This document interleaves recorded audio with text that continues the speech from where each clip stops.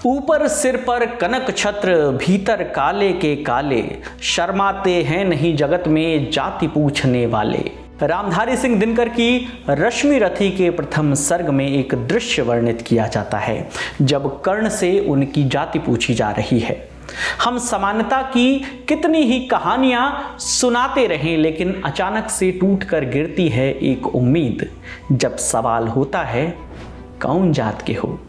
फिर सवाल उठता है कि क्या जाति बताकर ही सारे काम होंगे। एफआईआर तभी दर्ज होगी जब जाति बताई जाएगी। इन्हीं सवालों से मिलता जुलता एक सवाल इलाहाबाद हाई कोर्ट का भी है, वो भी उत्तर प्रदेश के डीजीपी से। उत्तर प्रदेश की शीर्ष अदालत यानी इलाहाबाद हाई कोर्ट ने प्रदेश की कानून व्यवस्था की जिम्मेदारी संभालने वाले डीजीपी प्रशांत कुमार से एक सवाल किया है। सवाल ये कि क्या किसी एफआईआर में संदिग्धों की जाति का उल्लेख करने की जरूरत पड़ती है तो क्यों पड़ती है, इससे क्या और किसका भला होता है। क्या एफआईआर में बिना जाति लिखे उस एफआईआर की प्रासंगिकता नहीं रह जाती है। जिस मामले में हाई कोर्ट की ओर से ये टिप्पणी की गई है वो मामला शराब तस्करी से जुड़ा है। मामला क्या था वो आपको आगे विस्तार से बताएंगे, लेकिन पहले ये जान लेते हैं कि कोर्ट ने इस पूरे मामले पर कमेंट क्या किया है।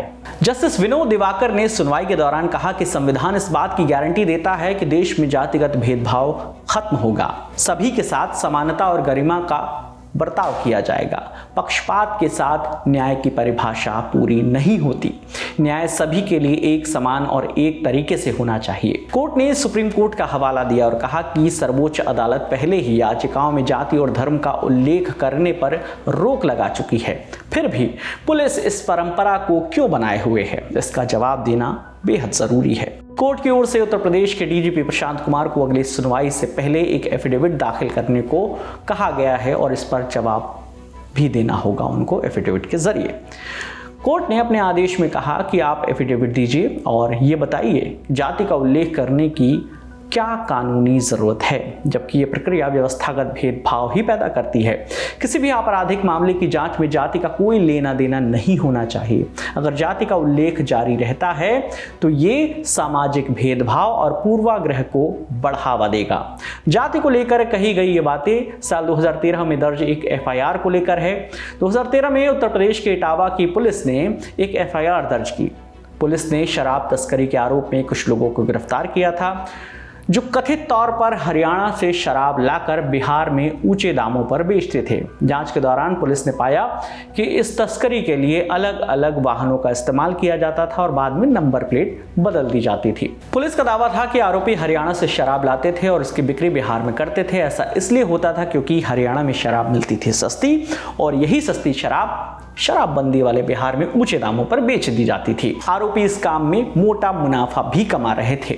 मामला जब सुनवाई के लिए पहुंचा तो कोर्ट ने इस बात को नोटिस किया कि एफआईआर में आरोपियों की जाति का भी जिक्र है, जिसे कोर्ट ने आपत्तिजनक माना और अब इस पर डीजीपी से जवाब मांगा है। इस मामले की अगली तारीख 12 मार्च तय की गई है और अब देखना यह होगा कि 12 मार्च को होने वाली सुनवाई में जब यूपी के डीजीपी अपना जवाब दाखिल करते हैं तो क्या दलील देते हैं। जाते जाते बच्चा लाल उन्मेष की एक कविता की कुछ पंक्तियां सुनते जाइए। जाति है कि जाति नहीं, शर्म है कि आती नहीं, है दिए में तेल भी पर एक भी बाती नहीं, जाति है कि जाति नहीं।